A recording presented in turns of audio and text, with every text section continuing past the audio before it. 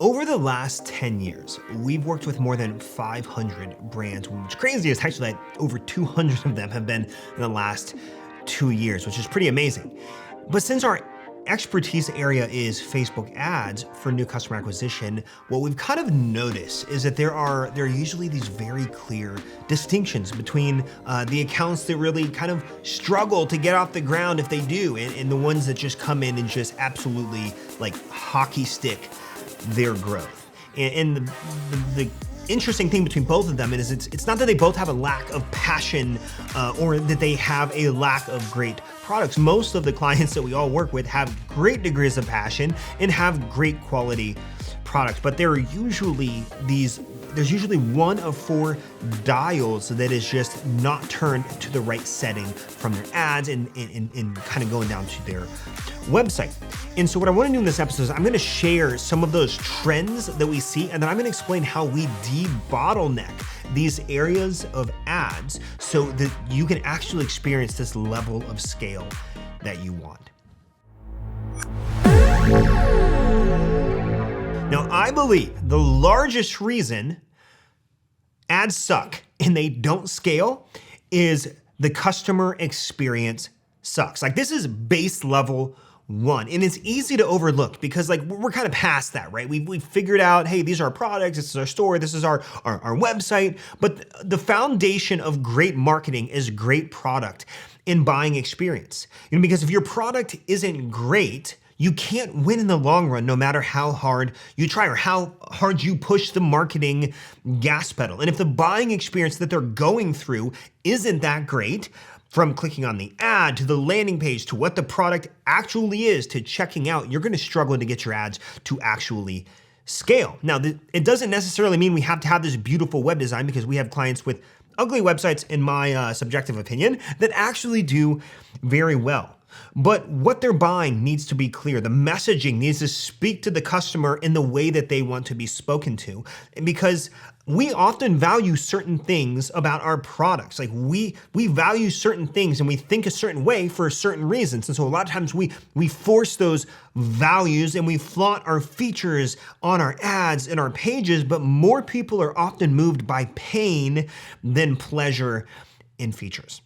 So if the product sucks and the buying experience sucks, your ads will suck. And I want to talk through this episode. How do we make our ads not suck? Like, how do we fix that? And so what I'm going to do is I'm going to walk through the 4 dials that we like to turn in order to unlock this just flow of milk and honey orders, all the orders that you could imagine into the promised land. And so I'm gonna assume that you have great products. We've checked that box because that is the foundation for good marketing to actually work. So I'm gonna assume you have great products and you have a great customer buying experience. And with that in mind, we then move on to tweak one of these 4 different dials to the right spot so that we can create the most efficient and profitable flow of orders possible.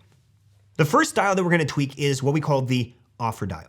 A great offer can 2, 3, or 4x the results of your advertising efforts. So imagine, let's say you're looking to buy workout gear, right? You're trying to buy some new workout t-shirts for the gym, and you line up 5 different competitor companies with their different websites, and all of them are saying they have beautiful product photography. They all have the exact same pricing. They have wonderful descriptions, clear exchange policies, and they all say we're sustainable and have this mission behind it. But one of them has an offer for buy one, get one 30% off. What would you go with? Probably the one with the offer. All things being equal, an offer is going to move someone to action more than no offer. And so when we think of offers, this has to largely do with the product collection that you're leading with, the pricing of it, and the positioning of the offer. One offer could be that I'm running ads to a t-shirt collection with everything at full price, and I'm giving them 15% off their first purchase, woo, which is very typical, by the way. Or another offer could be running ads to that same collection with 2 clearance tees positioned at the top 6 shirts of that collection page, but instead of 15% off, you do buy 2, get the third for $3. This would entice a higher average order value and help your ad results much better. So there's a great quote in the book, $100 Million Offers by Alex Hermosi. He says, make them an offer so good, they'll feel stupid saying no. There are power in offers, in the economics of them. And I recently did an episode on this, on the power of offers. So if you want kind of a deep dive, go back to episode 99. I break down the economics of offers, how to structure them, the top 5 offers that we see do really well for e-commerce on Facebook ads. So if you want more deep dive into that, go check that out. And when I'm talking of offers, like, yes, you're going to lose some margin, but with the right offer, you're going to offset that with lower cost per acquisition. For example, we had a client who sold a variety of sauce for $40-ish. It was a variety pack for $40, but they gave a standard 15% off. Big whoop, everybody does that, right? The cost per acquisition was $105.58. Then he made it for $3 for 3 bottles of sauce. And then the customer also paid the shipping. These are sample size bottles. Now, yes, you will lose some margin, but with the right offer, you're going to offset that discount that you're offering by lower cost per acquisition costs. Let me give you an example. We had a client who sold a variety pack of his sauce that he sold for $40-ish. But he gave a standard 15% off for new customer orders. The cost to acquire a customer on Facebook was $105.58. Then he tweaked his offer, and instead he took these sample bottles, these 3 of his 3 sauces, and said $3 for 3 bottles of sauce, but you pay for the shipping. The cost to acquire a customer went down to $4.51. And after the shipping charges, it brought him to about a break even to minus $1 or so to acquire that first customer, which is hard in the food and beverage space when you're shipping heavier items. But the good thing is the lifetime value is where you make your money in that space. And so that was going from $105.58 to acquire a customer down to $4.51. That's a 96% decrease in cost per customer with Facebook ads simply by shifting your offer. And so if it feels like you've tested a ton of ads, audience, campaign structures, etc., but your cost per acquisition is just sky high, an offer might be the dial that you need to tweak inside your business. And the indicators of this typically are going to be things like high click-through rate, low cost per click, meaning you're getting a lot of volume, but you have a low conversion. So if your Facebook ads look great, your CPMs are good, and you're getting good click-through rate, and you're getting nice cost per clicks, our general rule of thumb is like $1 to $1.50 is relatively good. And so if you're in that zone, but you're not hitting your target KPIs, your offer might be the issue because people are clicking down through and then you're losing them at the conversion. There may be some inconsistency in that. And so it could also mean, it could be in the offer, or it could mean that your ads aren't very intent based and they're just driving this low quality traffic because they're intriguing. But let's say your ads are clear and you're still losing them on the site, then that means the offer dial is that dial that you're probably going to need to turn. Which leads me to dial number 2, the ad dial. Now, something real quick we specialize in is what we call the ad lab method. And this is like an ad testing framework. We usually teach this. And we have a course. You can grab it, by the way. Go to alleypodcast.com/ALM for ad lab method. So alleypodcast.com/ALM. It's a $27 course, best $27 you'll ever spend. And so we've taught our ad lab testing methodology to more than 3,000 businesses at this moment in time. And the interesting thing and the trend is, amongst all of them, is the majority were not testing enough. They were doing a few tests, or they were trying to live on the hope and prayer of an ad that worked like 6 months ago or a year ago or pre-2021. and we're living on like the glory days, right? And most of them were not testing enough. And so you need to learn to test. This is that next dial. So you're tweaking the offer dial, and then there's this ad dial. And with ads, you need to learn to test. If not, go ahead and grab the course. But when I'm talking about testing, I'm talking about testing. We want to test our creative, our headline, and our primary text. And now Facebook is going to take into consideration, it analyzes your ad for context. And so the cool thing is, if you have great ads, it's going to find the right people a lot easier. And the more tangible and we're using keywords in our ads, it's going to help us tremendously. So your problem, it might be that UGC doesn't really work for you. There's we had this huge UGC craze, and you know what? We all went and got it. We're all using Billo and all these tools and making it, and it might work for you, but it might actually not. We just had a subscription box company that just joined our coaching program that we're working with, and in the first week, we found out that UGC just was costing several $100s to acquire a customer, which was crazy. And we dropped it to $30-ish per customer by simply moving to images. So you may need to tweak your ad dial. You might have to say, hey, let's think about our messaging. Am I being really general, or am I being really tangible with the copy and the messaging that I'm using? Because when we think of ads, we think of it on a sliding scale of intent and intrigue. And if your ad is sliding on the scale of intriguing, you're gonna get a lot of volume, but you're not gonna get a lot of conversion. You're gonna lose them. And on the other side, if you have a lot of intent, it's like, this is our product, buy it, it is this much dollars, and that's it, then you're gonna pay a lot per click, but it's gonna be higher quality. And so we try to balance as we can of being intriguing, but also intent focused. So we're driving this high quality traffic.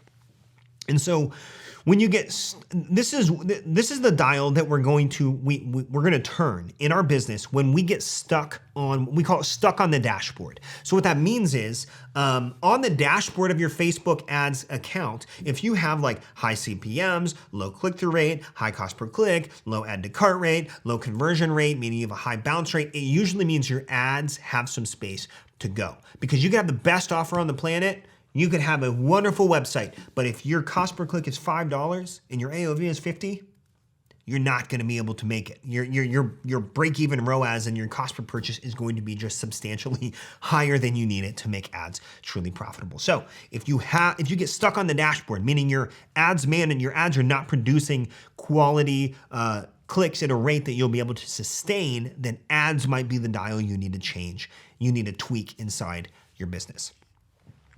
Which leads me to dial number 3. This is the audience dial. So these are the people that you're trying to talk to, right? So first you have the offer, which is gonna be like the product, the pricing, the positioning. So we have our offer dial, then we have the ads, and now who we run to matters. And this is usually in the form of interests, lookalikes, and open targeting. As of now, we continue to see open targeting or broad targeting just do very well, but not in every situation. Like big interest stacks crush it for some clients. Broad crushes it for other clients. Sometimes broad just annihilates them and does not do well for clients. And we're honestly seeing lookalikes right now make this crazy comeback like they did way back in the day when they were like the best thing since sliced bread. And then they died after iOS 14. We're seeing lookalikes come back and do really, really well right now. Because Facebook changes all the time. What worked 12 to 18 months ago doesn't always work today. Like broad wasn't that great 12 to 18 months ago, and it has become so much better now. I personally think the algorithm just needed to improve a little bit, and it has. And now it's pretty amazing, especially in advantage shopping campaigns, which we have an episode on that if you have not yet checked that out. Lookalikes, they used to be the best back in the day. Then they nosedived after iOS 14. But now they're coming back up, and we're seeing them work with different accounts that we have access to and that we work with hands-on. And so you get the idea, like the indicators of the audience being the dial that you need to tweak is that your ads and targeting offers that used to work for a long time are no longer working. And so targeting may have shifted a little bit, and now you need to consider shifting as well. Maybe you've been going broad only, and it's been a long time since you've tested big interest stacks or lookalikes. It may be time to consider those, just consider them again. Or maybe you're only doing those, or you're not going broad. It may be time to consider that again. So this is the third dial that will turn in our business when, in our advertising account, when we begin to have our ads not perform well. Now, I'll be really honest. The most impactful 2 dials we turn are the offer and the ad style. Because if we have a great offer and great ads, usually it doesn't matter what the audiences are or the structure of the audience is. It will do well. And so the first 2 dials, and the reason we have those in that order is you need a great offer with whatever the product, the price, and the positioning is. You need a great offer with great ads. And the ads need to have context that Facebook is going to be used to find the types of people that you want to work with. And then that third dial is then the audiences. And we'll tweak that dial as we see fit, which goes to the final dial. And the final dial, number 4, that we're gonna turn to fix our ads that are just not scaling or we're having issues with. And this is the campaign structure dial. I don't believe there is one campaign structure that everybody should use. And anytime I hear somebody trying to push a single advertising structure or strategy as gospel, or saying that something that, by the way, they don't do is dead, I can't help but just shake my head and how foolish that is. Because all it takes is one person to use a different campaign structure than you're using that you say is dead to disprove that theory. And I could say, for example, let's say I did keto. I could say keto is the best way to lose weight and burn fat because that's my experience. But then I have this friend who lost 70 pounds doing portion control dieting, or doing Atkins, or doing low carb, or doing whatever that is. So but he eats ice cream every day. So clearly keto wasn't the thing he did, but his experience would disagree with my experience. And so I don't believe there is one campaign strategy you need to do. Advantage plus shopping campaigns. We see that right now, currently at the time of this recording, as the best campaign structures for majority of the 200 plus accounts that we have access to and we coach and we work in, including our agency. Others, it doesn't work for them. We do see broad with DCAs do really well. We see some campaigns with tons of interest and lookalikes and ad set level targeting do really well. Some people are using interest in lookalikes and A+ audiences. Some are having a separated retargeting campaign, and some aren't. Some are doing ad set level budgets, and some are doing campaign level budgets, and some aren't. So it's all over the place. But here's the truth. Over time, Facebook changes the rules on us. It's evolving. Like what worked a year ago or 6 months ago may not work today. I remember back when we had perfect tracking, when attribution was wonderful in our ads managers and people could run mediocre ads to these really targeted audiences and it crushed it. Now, it's not like that anymore. We used to run back in the day, and some of you know what I'm talking about. We used to run for view content and then add to cart and then initiate checkout and then purchase. And that structure worked really, really well. But now it doesn't, which is why as marketers, we must constantly be innovating, testing, learning, and adapting, and not being so stuck in our ways that we aren't open to the idea that, guess what? Sometimes things change. And so if you've been doing a certain campaign structure for a long time and feel that you've refined your offer, you have fixed your ads, you have tested different targeting and audiences, and something still isn't working, then you need to consider testing new campaign structures.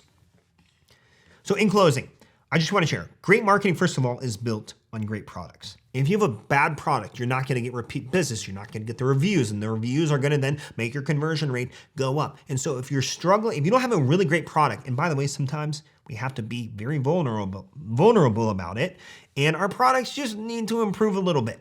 So great marketing is built on great products. If we can't get that right, everything else is not going to fall in line.